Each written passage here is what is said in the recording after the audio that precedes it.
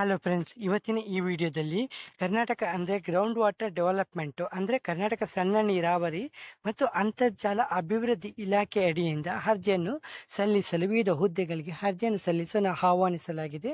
ಆಸಕ್ತರು ಇದರಲ್ಲಿ ಅರ್ಜಿಯನ್ನು ಸಲ್ಲಿಸಬಹುದು.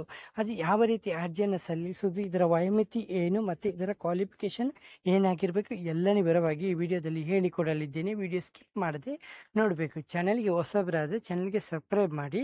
ಇಲ್ಲಿ ನೋಡ್ಬೋದು, ಚಾನಲ್ ನೋಡ್ಬೋದು. ಈ ಚಾನಲ್ಗೆ ನೀವು ಸಬ್ಸ್ಕ್ರೈಬ್ ಮಾಡ್ಬೋದು. ಹಾಗೆ ನಿಮ್ಮ ಫ್ರೆಂಡ್ಸ್ಗಳಿಗೆ ವಿಡಿಯೋನ ಶೇರ್ ಮಾಡ್ಬೋದು. ಅವರು ಈ ಕೆಲಸದಲ್ಲಿ ಅಪ್ಲೈ ಮಾಡಲಿಕ್ಕೆ ನೀವು ಸಹಾಯ ಮಾಡಿ ಕೊಡ್ಬೋದು. ಓಕೆ, ಹಾಗೆ ಇಲ್ಲಿ ಹುದ್ದೆಗಳ ಹೆಸರು ಇದೆಯಲ್ಲ, ಹುದ್ದೆಗಳ ಸಂಖ್ಯೆ ಇದೆಯಲ್ಲ, ಇಂಜಿನಿಯರ್ ಇದೆ, ಸೂಪರಿಂಟೆಂಡೆಂಟ್ ಇಂಜಿನಿಯರು, ಜಂಟಿ ನಿರ್ದೇಶಕರು, ಇಲ್ಲಿ ತುಂಬ ಪೋಸ್ಟ್ ಇಲ್ಲಿ ಅವೈಲೇಬಲ್ ಇದೆ. ಇಲ್ಲಿ ನೀವು ನೋಡ್ಬೋದು, ಎಲ್ಲ ವಿವರವಾಗಿ ಇಲ್ಲಿ ಕೊಡಲಾಗಿದೆ. ಓಕೆ, ಹಾಗೆ ನೀವು ಇದನ್ನು ಕಂಪ್ಲೀಟಾಗಿ ಓದ್ಕೊಳ್ಬೋದು.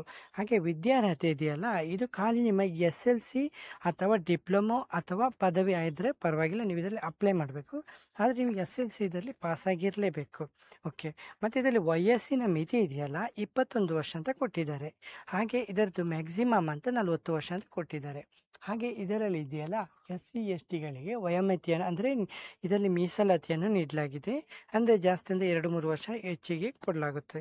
ಹಾಗೆ ಅರ್ಜಿ ಸಲ್ಲಿಸುವಂಥ ವಿಧಾನ ಇದೆಯಲ್ಲ, ಆನ್ಲೈನ್ ಮುಖಾಂತರ ಅರ್ಜಿಯನ್ನು ಸಲ್ಲಿಸಬಹುದು. ಮತ್ತು ಅರ್ಜಿ ಶುಲ್ಕ ಇದೆಯಲ್ಲ, ಅದು ಅಂದರೆ SC STಗಳಿಗೆ ಮೀಸಲಾತಿ ಎಲ್ಲ ಇದೆ. ಹಾಗಾಗಿ ಅವರುಗಳು ಇದರಲ್ಲಿ ಪೇ ಮಾಡುವಂಥ ಅಗತ್ಯನೇ ಇಲ್ಲ. ಓಕೆ, ಹಾಗೆ ಆಯ್ಕೆ ಪ್ರಕ್ರಿಯೆ ಇದೆಯಲ್ಲ, ಇದು ಲಿಖಿತ ಪರೀಕ್ಷೆ ಮತ್ತು ವ್ಯಕ್ತಿತ್ವ ಪರೀಕ್ಷೆ ಮತ್ತು ಇಂಟರ್ವ್ಯೂ ಮುಖಾಂತರ ಮತ್ತು ನಿಮ್ಮ ಡಾಕ್ಯುಮೆಂಟ್ ವೆರಿಫಿಕೇಷನ್ ಮುಖಾಂತರ ನಿಮ್ಮನ್ನು ಸೆಲೆಕ್ಷನ್ ಮಾಡಲಾಗುತ್ತೆ. ಮತ್ತು ಇದರಲ್ಲಿ ಅರ್ಜಿ ಸಲ್ಲಿಸುವಂಥ ದಿನಾಂಕ ಇದೆಲ್ಲ ಆಲ್ರೆಡಿ ಸ್ಟಾರ್ಟ್ ಆಗಿದೆ. ಅಂದರೆ ನೀವು ಮಾರ್ಚ್ ಒಳಗೆ, ಈ ತಿಂಗಳು ಒಳಗೆ ನೀವು ಇದರಲ್ಲಿ ಅಪ್ಲೈ ಮಾಡಬೇಕು. ತಕ್ಷಣವೇ ಅಪ್ಲೈ ಮಾಡಿದ್ರೆ ತುಂಬ ಒಳ್ಳೆಯದು. ಹಾಗೆ ನಿಮ್ಮಲ್ಲಿರುವಂಥ ಡಾಕ್ಯುಮೆಂಟ್ಗಳು ಏನೆಲ್ಲ ಡಾಕ್ಯುಮೆಂಟ್ ಇರಬೇಕಂತ ಇಲ್ಲಿ ಹೇಳ್ಕೊಳ್ತಿದ್ದಾರೆ. ನಿಮ್ಮ ಪಾಸ್ಪೋರ್ಟ್ ಸೈಜು ಫೋಟೋ ಬೇಕಂತ ಹೇಳ್ತಿದ್ದಾರೆ.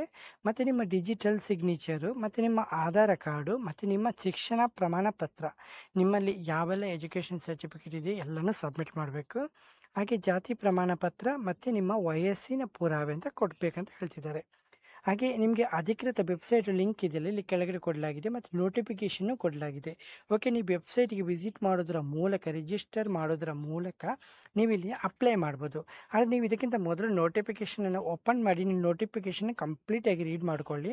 ರೀಡ್ ಮಾಡಿದ ಮೇಲೇ ನೀವು ಅಪ್ಲೈ ಮಾಡ್ಬೋದು ಫ್ರೆಂಡ್ಸು. ಹಾಗೆ ನಿಮಗೆ ಇಲ್ಲಿ ಟರ್ಮ್ಸ್ ಆ್ಯಂಡ್ ಕಂಡೀಷನ್ ಕೆಳಗಡೆ ಕೊಡಲಾಗಿದೆ, ನೀವು ಇಲ್ಲಿ ನೋಡ್ಬೋದು.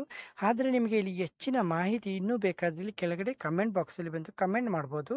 ಇಲ್ಲಾಂದರೆ ಇಲ್ಲಿ ಕಾಂಟ್ಯಾಕ್ಟ್ಸ್ ಪೇಜ್ ಇದೆ, ಇಲ್ಲಿ ಬಂದು ನೀವು ಕಮೆಂಟ್ ಮಾಡ್ಬೋದು. ಅಂದರೆ ಈ ಮೆಸೇಜಸ್ ಮಾಡ್ಬೋದು. ಓಕೆ ಫ್ರೆಂಡ್ಸು, ಹಾಗೆ ಈ ವಿಡಿಯೋದಲ್ಲಿ ಇಷ್ಟೇ ಫ್ರೆಂಡ್ಸ್. ನೆಕ್ಸ್ಟ್ ವಿಡಿಯೋದಲ್ಲಿ ಸಿಗುತ್ತೇನೆ. ಅಷ್ಟವರೆಗೆ ಜೈ ಹಿಂದ್, ಜೈ ಕರ್ನಾಟಕ, ಜೈ ಭಾರತ್.